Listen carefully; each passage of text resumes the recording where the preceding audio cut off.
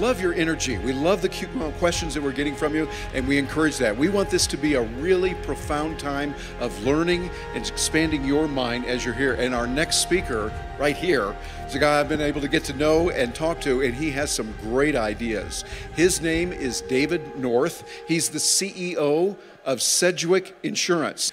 But as he and I were talking before, I like to do this with all the speakers, find out a little bit about what they're talking about. He's working with insurance. He knows that. He's been doing it for 21 years.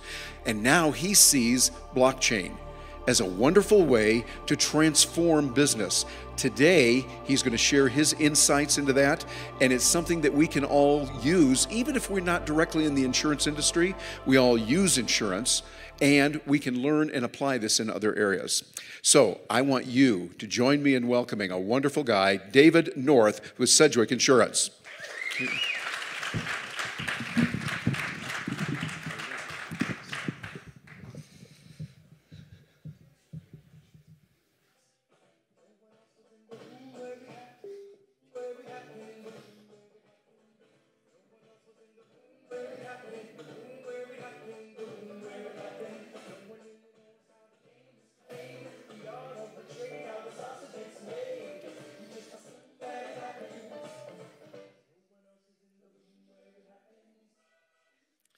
Want to know why I'm here?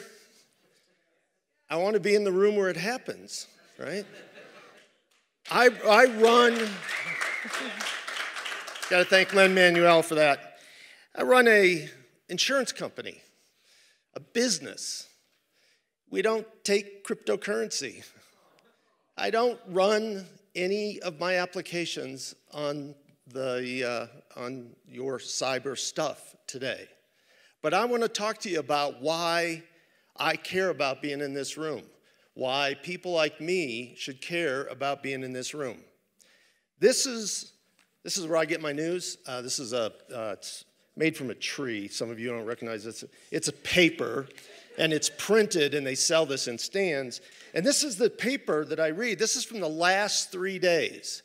This is why I should care what's going on in this room. Here's the front page of one of them.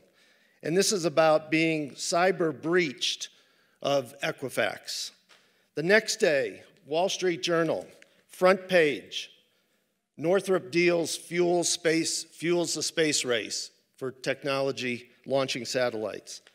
The next day, what should Bitcoin actually be worth? The next day, Trump takes aim at oh no, that's not your fault, right? Yeah, see, stuff we don't understand, old guys like me, we just assume it's all your fault anyways and that you put Trump in office, but okay, we'll let that go. I want to tell you a little bit about my business because I think it matters to why I care about your business. And I describe it this way. 20,365. 20,365. Today in this country, 20,365 people woke up, and they were going about their day. They were going to go to work, or go to school, or come to a conference, or do whatever they were going to do. And sometime today, each of those 20,365 people, something is going to happen to them. They're going to get in a car accident. Their house is going to catch on fire. They're going to get injured at work. They're going to find out they're pregnant, or they're going to find out they have cancer. And by the end of today, each of those 20,365 people are going to talk to somebody at my company, and they're going to tell them it's going to be okay. That the promises that were made with an insurance policy for the day that came today are going to be made. Those promises are going to be made. And that's what we do for a living. There's other ways. And think about this from the insurance industry. I'm going to read you a paragraph. Insurance is a contract between an insurance company and insured, either an entity or an individual. The insured must have an insurable interest to protect, and the insurer agrees to indemnify the insured for the covered loss. Coverage is based upon the terms of the contract, definitions of those terms, application limitations, and exclusions to coverage. The insurer owes a duty of utmost good faith, but assumes the application is opaque, complete, and subject to verification. Now, I've only been here for a couple of days, but you tell me, does that sound like something that a smart contract could fix and make better? By the way, just so you don't think the insurance industry is a large, lethargic, bureaucratic institution, I sent a text at 7:57 a.m. yesterday to one of our lawyers to ask for that short paragraph, to tell me that I could read to you about what insurance is all about. He replied very quickly at 9:29 a.m. with the following. I have to read you this quote. "I will have something for you by the close of business on Monday. In the world of business, a request on Friday morning with an answer on Monday, close of business, is responsive." That didn't quite work for what I was trying to do here. So I shared with him another concept in business. It's called an org chart. And I reiterated my request to him, and 27 minutes later, I had the paragraph that I just read to you. So sometimes it works. Anyways, so I've struggled a little bit when my friends asked me to come here and talk with you for a few minutes about insurance and business and how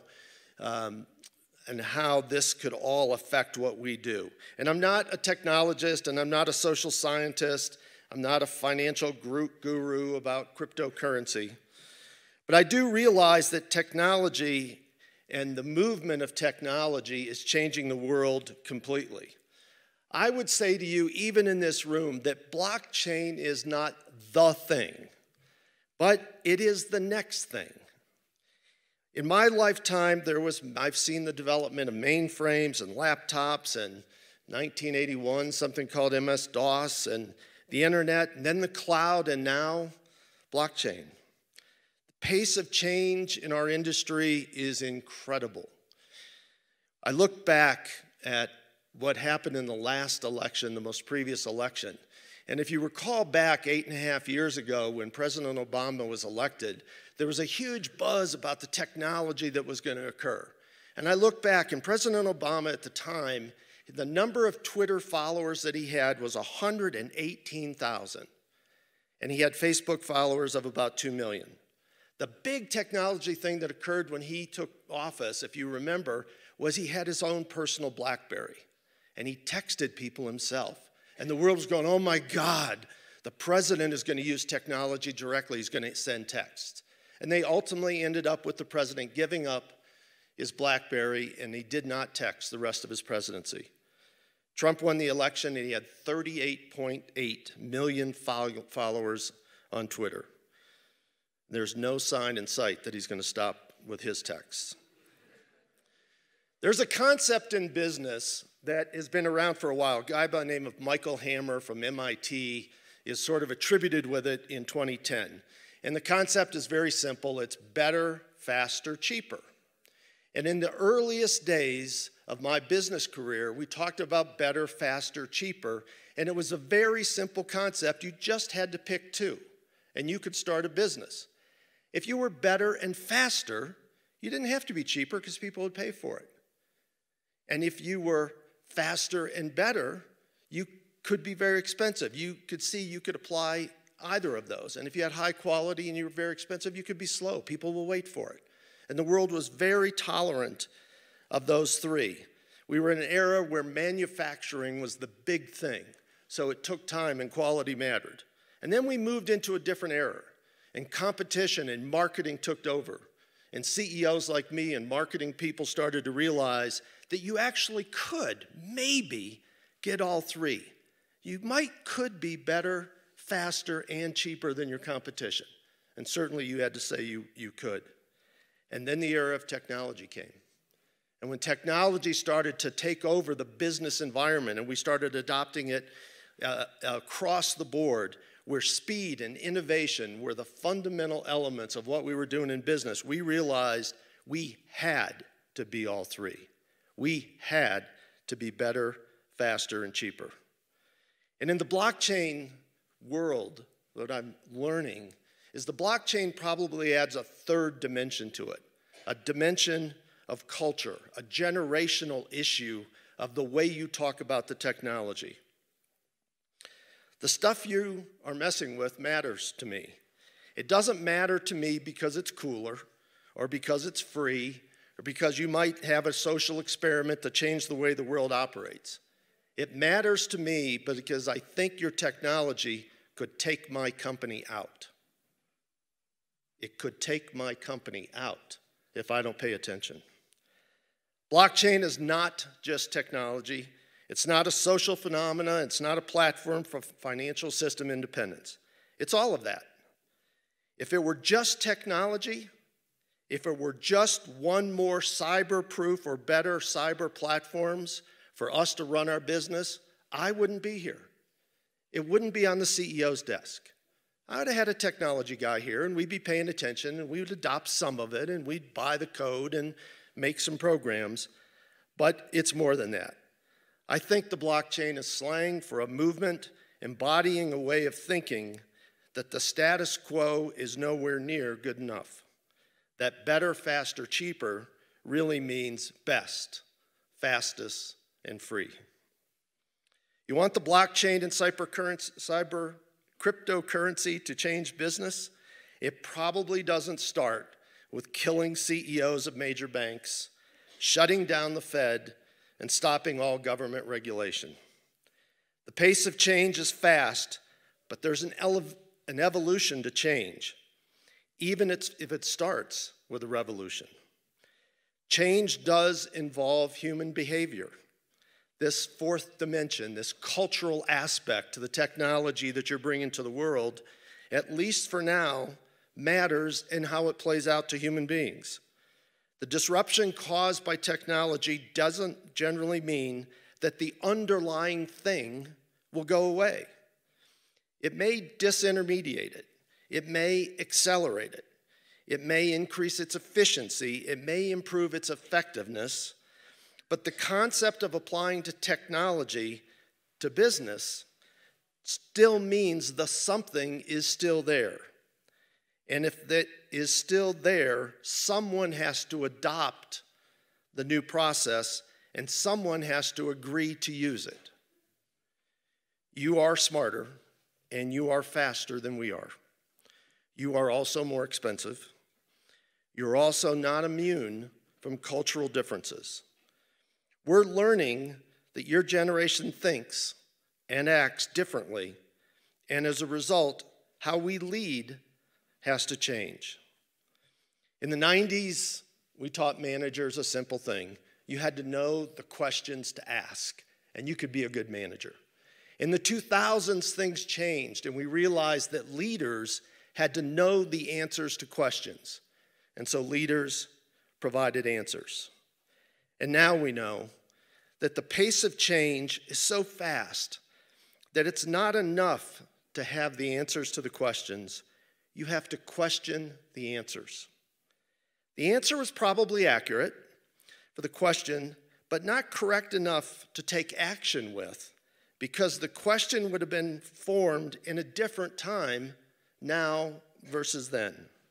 And even if it's now is today, the question was yesterday. So I say to you, even in what you do, don't fall in love with the answer. Fall in love with finding the answers. I'll give you an example for that. We've spent the last 10 years, for the most part in business, trying to understand one thing or more about millennials. And one of them was this concept of working at home. And it became all of the rage in business. So we really studied it. And we had lawyers and human resource people and managers and productivity people all trying to figure out work at home. And we figured it out. It's available all over the country now. And we ended up with the answer to the question of how to work at home. And then we realized something. You didn't want to work at home. You wanted a home environment at work. You wanted a place to come be social, but a cool place, a place that was more comfortable, not the offices that I sat in, not the cubes that I built for 50 years, but you wanted a social environment at work. We didn't question the answer. We were so focused on getting an answer to the question. So don't fall in love with the answer. Fall in love with finding the answers. I want to give you a quick example, a couple things in insurance of how blockchain might actually apply. So there's an area that we're all involved in and we all participate in, and it's called an automobile insurance policy. And if you went to buy a car anytime recently, you know that one of the things that you have to do before you can actually buy the car is prove that you have insurance to buy the car that you don't yet own. You've got to prove you have insurance. And then before you even leave the dealership, we try to sell you some other things. We sell you extended warranties and tire insurance and paint and chip insurance, glass coverage, emergency roadside coverage. When you get home, we send you a policy and it's got collision and comprehensive and liability and uninsured motorists and medical payments and rental coverage. And oh, by the way, if you're under 25, it doesn't matter because you try to rent a car, we're not going to rent you one anyways because we don't trust you. And then we send you the policy, and we send you a proof of insurance card, and we send you an accident reporting card, and we probably send you an addendum, and then we send you an invoice. And oh yeah, we sent them all in paper through the US mail to you. If you have an accident, we tell you to do this. Immediately call the police so that they can document what actually happened on paper. And we ask you, because we understand technology, to take out your phone and take a picture of the damage of the other car because we don't trust the insurance or the police report that we ask you to get. And then we ask you to write down the driver's license number of the other driver because we don't trust that the police would have written it down accurately on the form we asked you to get. And then when you call the adjuster, we tell you to go what repair service to go to, and they figure out how much it's going to be, and then we send an adjuster out to the place where we told you to take the car to see if we agree with the estimate from the people we told you to take it to in the first place. And then you take several months to get your car finished, and then they send the report in, and then we question the report of the place that we told you to take the car to, and then we send them probably 3 checks. Now, you get it. I don't know how long it would take us to figure out that that process is whacked. But I can't imagine that it would take very long for a 26-year-old quantum physics engineer from Nexus or Google to figure out that that system just has to be replaced. And the blockchain and a lot of the technology and thinking that you have would fundamentally change something that every single person in this country touches at some time, which is automobile insurance. There are a lot of other examples. Cedric's involved in a process right now with Google. Their engineers have come out to work with us because we're the largest administrator of these really efficient claims in the world. I should have separated those two concepts so it didn't sound so lame, but yeah, I do a lot of that stuff. So Google's out working with us now because they're trying to figure out with blockchain what are some applications that they should engage with, and they're working with Cedric to develop them. We have a consortium of 35 insurance companies that have put together $10.8 million. And we have 4 proof of concepts that we have developed with those 35 companies to actually convert some of the processes that we have today to the blockchain concept and processing to improve the way it works. Your thoughts are becoming reality for business today. I do want to take a moment to highlight what well may be one of the biggest obstacles that the Internet of Things and the digital transformation and all that includes Nexus is going to face. 1/4 of our citizens in this country do not have access to the web. 3/4 of those people are in urban settings in the cities that we have all around our country. We are creating more segregation as a result of our passion for openness and access to all with the access to the internet. It's not an issue whether someone has access to cryptocurrency or can transact commerce. It's more basic than that. Not long ago, when our kids went to school, they were all equal when they left. They had a book, and they had a pen, and they had a paper, and they had access to a library, and they could do their homework. And they would go about that, and the better would rise. Today, with 1/4 of our country not having access to the internet, we are creating a separation, a digital literacy issue in this country that disadvantages, by design, by effect, a quarter of the population because they just can't do their homework the way the kids who have access to the internet can. The gap that's being created in the development of minds and the ideas resulting from that fact is significant. And it's a digital divide that as we create these technologies and these conversations, we can't forget that they don't exist if the society does not have access to the internet. I also want to note, you are way too white and you are way too male as I walk through your meetings here. The world is more gender diverse and more ethnically diverse than your rooms are filled with. You need to reach out. You will benefit from a more diverse, inclusive set of minds.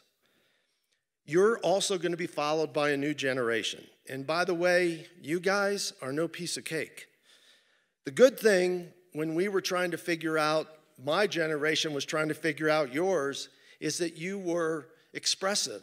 You told us, the generation before you told us what they wanted and we did it. You were not that expressive. You expected that we would understand what you want, need, and deliver it. But you didn't think you needed to tell us what you want and needed. We had to figure it out. I would tell you that the next generation is going to be worse. When we talk about communications, just remember about how your message is communicated. My dad, his generation, the communications were simple. He wanted a letter in writing with a signature. It's how he believed what he learned. In my generation, if you want to reach me, I want a phone call. I want to talk to you. It's how I best communicate. My wife, who's a little bit younger, grew up in an email age. And she has a hard time figuring out why she should have to take the time on the phone to talk to somebody when you can just send her an email. And my daughter grew up in the Twitter age, and so she's texting more people all at once. And the generation after her is working in a communication area that it's no longer one-to-one or one-to-few, it's one-to-all. And communications are changing dramatically.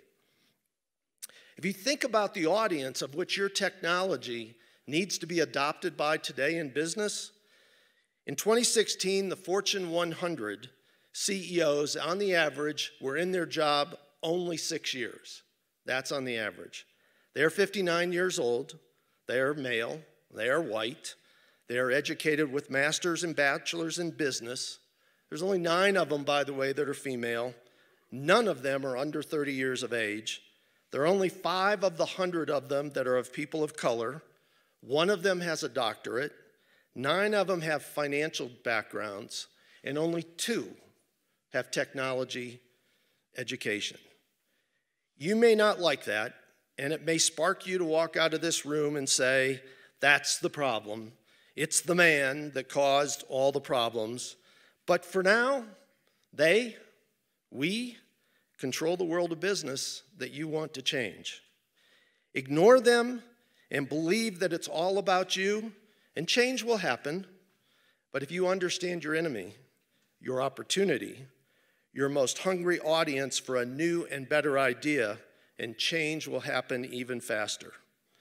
Understanding each other is critical to changing business or our society for that matter. The next generation will not think like you. They won't see how you change the cloud to blockchain or the monetary system to cryptocurrency. And most disheartening, they won't care. They will care about something, and it will be amazing, and it will be scary to you, and it won't make much sense. But let them in the room with you. The room you are creating will change business. It will change our society, and we want to be in the room with you when it happens. The room needs you and me and her and them.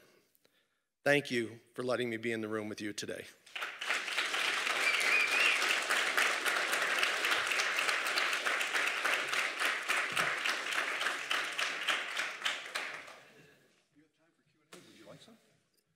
I sat through the Q&A sessions and some of those other sessions. Hell no, I don't have time for questions. What do you think, I'm nuts? I didn't get this far being exposed to that. What did you think? That's great, all right, let's go for it. I'd be happy to take questions if you have any. Yes, sir. You walk through these rooms and they're way too white and way too male. I'm sure you've seen that wherever you go. You travel all over the place. How would your company, or has your company handled that issue of being more diverse in your business? Yeah. So the question is that I walked through the rooms and made the observation of being that the rooms were too white and male, and that I've probably seen that in our business and industry in general. And absolutely, that's the case. In our business, in the insurance industry, is a little bit different than general industry. We're 73% female, 36% minorities, 51% of our colleagues are single, 26% of our single colleagues are single parents. So when you have an organization that is that heavily concentrated, you pay a little bit more attention because that's how you run your business. But generally, I would say that those Fortune 100 folks, the people like me that are out there, this issue is very much, we understand it. And it's not a moral issue. I actually don't care personally whether you care about diversity or gender equality. That's a personal issue for you, and you are entitled to that right. But when you come into my company, it matters to our business. And I was only suggesting that in your business, it matters a lot. If we don't have 51% of the population, which are the women, represented in the room, we are missing 51% of the most brilliant, innovative ideas. And you can choose to ignore them if you want, but if you don't have them in the room, you don't have an opportunity to think inclusively about it. And so it's something we have to work hard at, and I'm not being critical of you, I'm critical of everyone, just because I think that's what we need to do in our society. Yes? Nexus is about a connection, and if we wouldn't have had a connection to you, how would we go about creating those connections with people like you so that we can approach them and get them? Yeah, it's a good question. The question was that I happened to be here today because Jacinda was kind enough to invite me, and so we had a connection. And if we didn't have that connection, I wouldn't be in this room. And how do we have a connection? How do you have a connection with people like me or others in business, the traditional business today? By the way, I haven't got to go to a conference where I didn't have my shirt tucked in a long time. It's kind of cool. I like that. We might have a new dress code at Sedgwick, though. We'll see what happens. I would say that it's as much you reaching out as it is us reaching out to you. And it is occurring both ways. I held those papers up for a reason. They not the same terminology that you write. The language is different that we use today, but the fundamental issues are exactly the same. The issues of cybersecurity, every single CEO and boardroom is talking about that. The issue of how to more efficiently process the things that we process using technology is a fundamental part of what we do every day. The issue of trying to find new and innovative ways to do it better than our competition, and finding better ways to hedge our currency and find better ways to move money around, is something we talk about every day. So as you evolve and as you do conferences like Nexus Earth, I think you find companies like us looking for you as much as I would encourage you to look for us and come to our agendas. You'll have to tuck your shirt in, but come to our conferences and talk about it as well. Yes, sir. So to your point, my background is in high-frequency trading, and I have deep experience in the technology infrastructure that drives financial services. I think there's a big opportunity that's being not directly addressed yet by the cryptocurrency space in providing services and connectivity to the traditional financial services space. Because until adoption occurs there, I think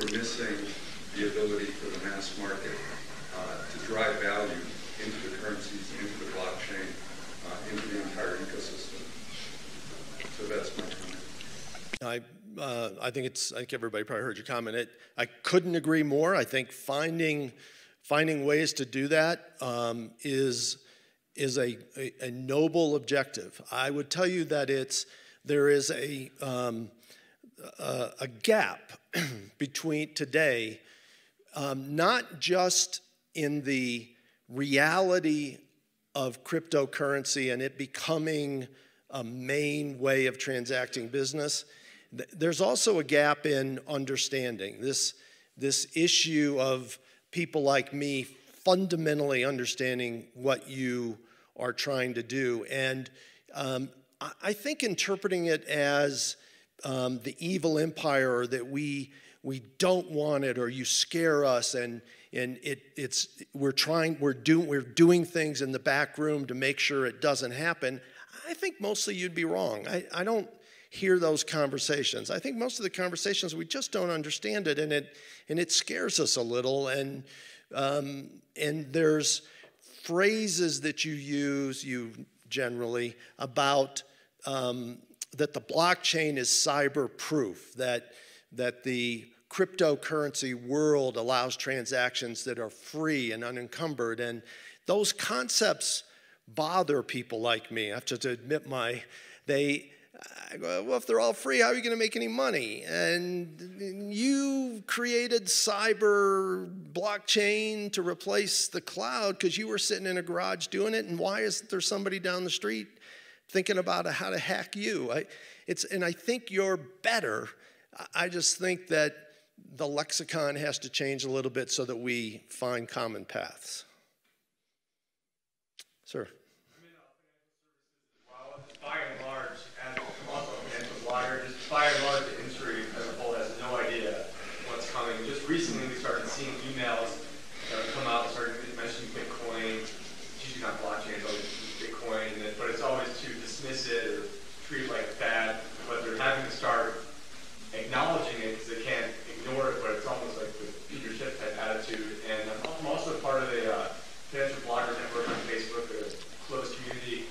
And just like a week ago, somebody asked, does anybody know anything about blockchain? And I was the only person that responded out of like 1,800 people. And I don't know anywhere as much as you guys in here.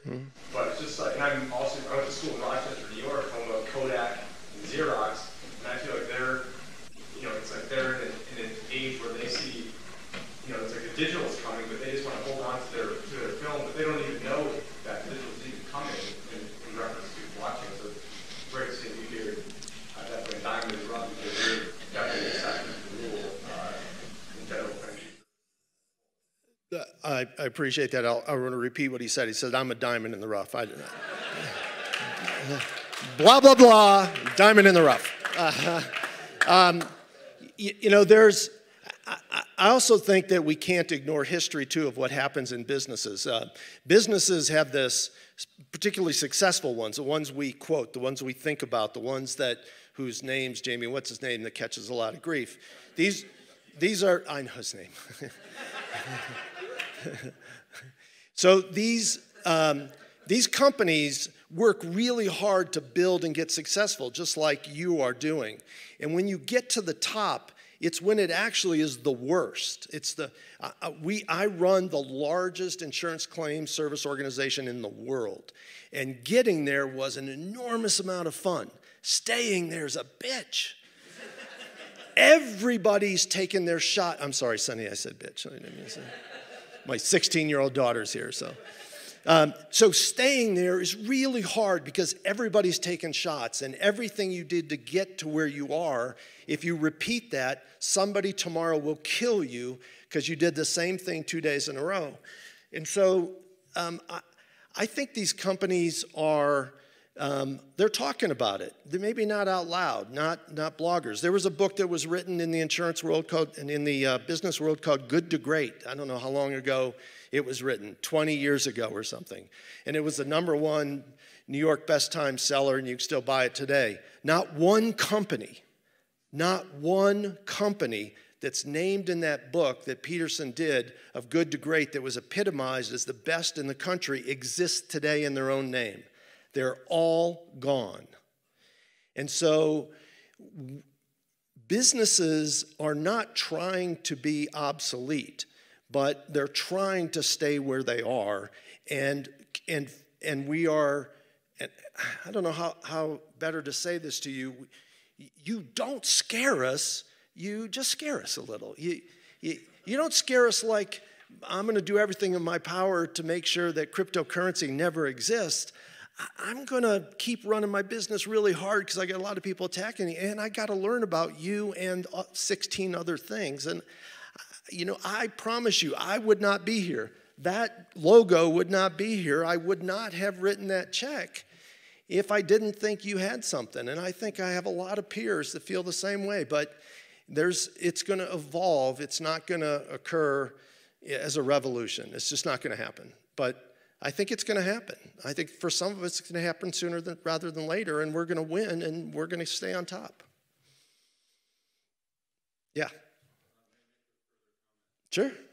So, my background, I worked at Nexus, which was Steve Jobs' start from Apple. And if you remember those days, you know, the wars between Microsoft, Apple, all the big players, and still today in technology, fear, uncertainty, and doubt is a primary tool in the war to gain market share.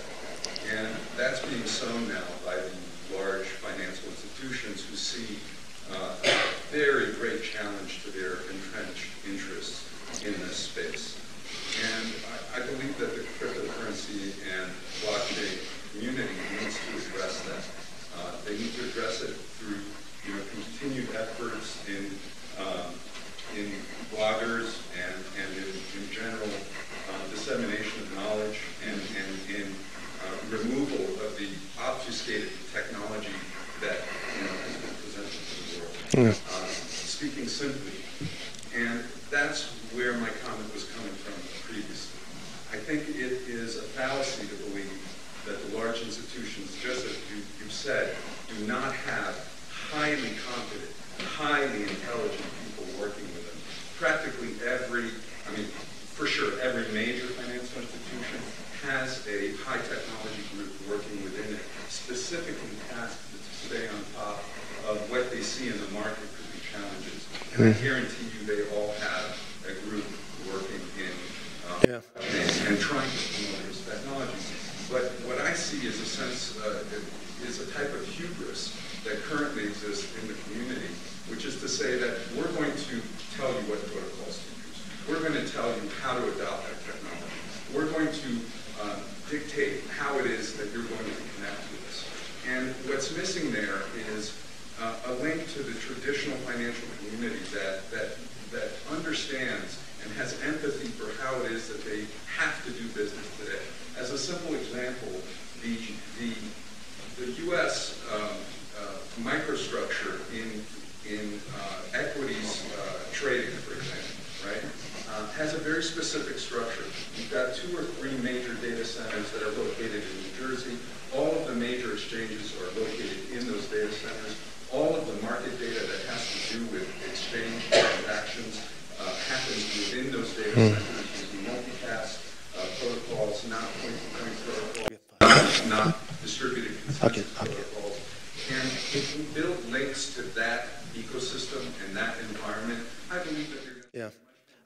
I think that's what Jacinda was talking about too, about where we have to reach out to each other. And an observation of just one thing as well, it's easier for me as one person if blockchain and Bitcoin or cryptocurrency were not always linked in the conversation, because some of us get confused as to whether Bitcoin is really the only reason for the blockchain.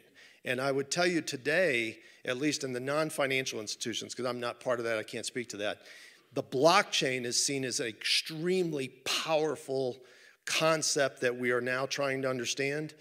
Bitcoin is behind that. We don't see it as one to the other, and maybe I'm just not getting it totally, but there are 2 concepts that may need to see the light of day, but blockchain has got a higher momentum right now, at least in the circle that I have. I have time for one more question, I'm told. Does anybody else have one? Sir, right here in the front row. What's the one thing about this technology that gets you most excited and how it can apply to the business that you run? So the question, what's the one thing about this technology that gets me excited about the business I run? I would say it's structural, because I'm in the transaction business, and the nature of insurance, just to be very focused on us, is all of the insurance policies are very similar in their structure. They have similar clauses and characteristics, and then we fly hundreds of thousands of transactions against those same policies every day. And the concept of a blockchain, of the way it will process data about smart contracts and the way that it could allow those transactions to occur much quicker, more independently, and with less upfront friction in the creation of them, because the contracts would exist differently, I think is a very exciting way to transform a lot of what our industry does. Thank you all for having me. I appreciate it.